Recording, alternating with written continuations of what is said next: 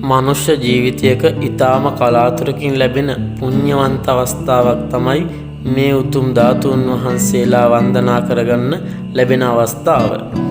විශේෂයෙන්ම ඉන්දියාවෙන් පිටත ප්‍රදර්ශනය කරන පළමු අවස්ථාව තමයි උදා වෙලා තියෙන්නේ. ඒක ලංකාවේ සිංහල බෞද්ධයන්ගේ පිනට ලැබුණු අවස්ථාවක් කියලයි මං හිතන්නේ. සදහැවතුන් ඔබ සියලු දෙනාම මෙම උතුම් ධාතුන් වහන්සේලා වන්දනා කිරීමට පෙර දැනගත යුතු කාරණාවක් මම සිහිපත් කරන්නම්. ඒ තමයි අපි වඳින්නේ ලෞතුරා සම්මා සම්බුදුරජාණන් වහන්සේගේ ශ්‍රී ශරීරය දරා වැඩ සිටිය ඒ උතුම් ධාතුන් වහන්සේලාමයි කියන එක ඓතිහාසිකව සහ පුරාවිද්‍යාත්මකව නිසකවම තහවුරු කරගෙන තියෙනවා. ඒක තමයි මෙතන තියෙන විශේෂයෙන්ම කියන්න තියෙන දේ. ඒ වගේම තමයි ඉතින් වර්ෂ 1957 දී වර්තමාන ඉන්දියාවේ ගුජරාට් ප්‍රාන්තයේ ආරවල්ලි දිස්ත්‍රික්කයේ දෙවුනිමෝරි ගම්මානය හරහා ඉදි වූ වේල්ලක් හේතුවෙන් මුළු ගම්මානයම ජලයෙන් යටවීමට නියමිතව තිබුණා. මහාචාර්ය S.N. රෞද්‍රි සහ පුරාවිද්‍යා කණ්ඩායමක් විසින් එහි තිබූ පැරණි නටබුන් හා පස්කන්ධ විහාර සංකීර්ණයක් යයි කළ නිවැරදි අනුමානයක් මත කැනීම් කරන්න පටන් අරන් තියෙනවා. මේ නිසා අඩි ගණනාවක් පොළොව යට තිබූ අවුරුදු 1700ක් පමණ පැරණි මහා ස්තූපයක් සහ විහාර සංකීර්ණයක් මතු කර ගනිමින් ජලයෙන් යට වී සදහටම වැළලී යාමට තිබූ මෙම මහා බෞද්ධ උරුමය බේරා ගැනීමට ඔවුන්ට පුළුවන් වුණා. ඉතින් මේ කැණීමෙහි විශේෂම අවස්ථාව සනිටුවන් වුණේ 1963 වසරේ ජනවාරි 14 වනදා. එදා තමයි මේ මහා ස්තූපයේ පාදමේ සිට අඩි 24ක් උසින් තිබී අද අපි දකින මේ උතුම් ධාතු කරඬුව හම්බ වුණේ. මෙම ශෛලමය කරඬුවේහි කොටා තිබූ ශිලා ලිපිය ලෝකයේම පුදුමයට පත් කළා.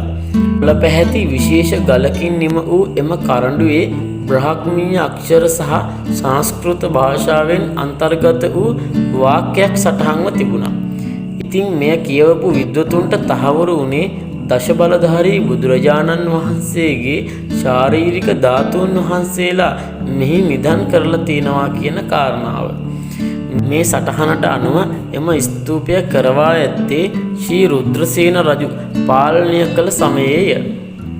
පැනීම්වලදී එම කරඬුව තුළ තිබී හමු වූ කිස්තු වර්ෂ 305 සහ 313 කාලයට අයත් රුද්‍රසිංහ දෙවන රජුගේ කාසිය හමුවීම නිසා මෙම ස්තූපය අවසාන වශයෙන් කිස්තු වර්ෂ 375 දී පමණ නැවත ප්‍රතිසංස්කරණය කරලා තියෙනවා කියලා තමයි පුරාවිද්‍යාඥයෝ කියන්නේ.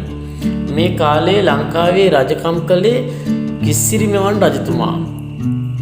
කුමරු සහ හේමමාලා කුමරිය ශ්‍රී දන්ත ධාතුන් වහන්සේ ලංකාවට වැඩම කරවපු කාලෙදි තමයි මේ ස්තූපය හදලා තියෙන්නේ. දැනට ලංකාවේ පැවැත්වෙන ප්‍රදර්ශනයේදී සදහැවතුන්ට මෙම පූජනීය වස්තු ත්‍රිත්වයම දැක බලාගත හැකිය. වන්දනා කරන්න යනකොට හොඳට බලා ගන්න අර වීදුරු පෙට්ටියේ තැන්පත් කරලා තියෙන්නේ මෙන්න මේවා. මුලින්ම තියෙනවා ගල් කරඬුව. ඊයත ශිලා ලිපිය සහිත ප්‍රධාන ගල් කරඬුව. පාදම අඟල් 6.8යි. උස අඟල් 2.9යි. ඊට පස්සේ තියෙනවා තඹ පෙට්ටිය. ගල් කරඬුව තුල තිබූ රන් ආලේපිත රිදී තඹ බෝතලය සහිත තඹ පෙට්ටිය. මේ තඹ පෙට්ටිය තුල තමයි සේද රිදි කැවැල්ල හා ධාතුන් වහන්සේලා සහිත ඉතා කුඩා සිලින්ඩරාකාර රිදී තඹ බෝතලය තිබිලා තියෙන්නේ. ඊට පස්සේ තියෙනවා වීදුරු බෝතලය. අතිශය සියුම් ධාතුන් වහන්සේලාගේ ආරක්ෂාව වෙනුවෙන් වර්තමානයේදී එම ධාතුන් වහන්සේලා සහ අර කුඩා රිදී සිලින්ඩරාකාර බෝතලය තැන්පත් කරලා තියෙන සුළං නොදින වීදුරු බෝතලය තමයි මේ තියෙන්නේ.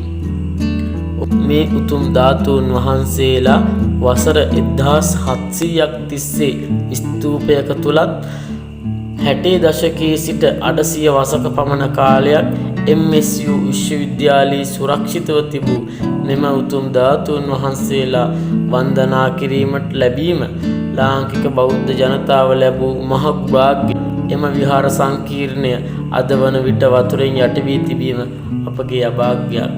ඉතින් අද සදහටම යට වෙලා යන්න තිච්ච ධාතුන් වහන්සේලා සහිත මේ කරඬුව මතු කරගත්ත ඒ පුරාවිද්‍යාඥ කණ්ඩායමටත් අපි බොහොම පින් දෙන්න ඕන මේ අවස්ථාවේ. මොකද එතුමාලාගේ ඒ ධෛර්ය නිසා තමයි, එතුමාලාගේ නිවැරදි තීරණ නිසා තමයි අද අපිට මේ උතුම් ධාතුන් වහන්සේලා ලංකාවටත් ලෝකයටත් සුරක්ෂිතව ඉන්දියාවේ MSU කෞතුකාගාරයේ සුරක්ෂිතව තියෙන්නේ. ඉතින් ඉන්දියාවෙන් පිටත වැඩම කරවන්නට යෙදෙන පළවෙනි අවස්ථාව තමයි මේ අවස්ථාව.